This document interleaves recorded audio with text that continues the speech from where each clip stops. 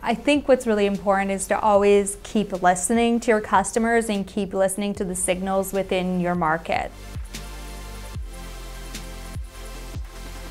My name is Marie Chevrier and I'm the founder of Sampler. Sampler helps consumer packaged good companies like L'Oreal and Kraft Heinz distribute product samples digitally. Initially, Sampler really worked with smaller brands and they were looking to distribute a couple thousand samples, and they were mostly able to do that through their own channels. But when we started working with larger brands, all of a sudden the orders became bigger and bigger. And not only were these orders bigger, but they also wanted to go after very specific audiences. Trying to find 50,000 organic moms that live in Toronto via traditional channels or media buys could be quite expensive and could take quite a bit of time. And that's when we decided to build the Sampler Exchange. The Sampler Exchange allows brands to distribute product samples to hyper-targeted audiences at a predictable cost per sample that doesn't require a media buy or existing properties. I remember at that time, we were very clear on what we were building for the next 12 months, and all of a sudden I had to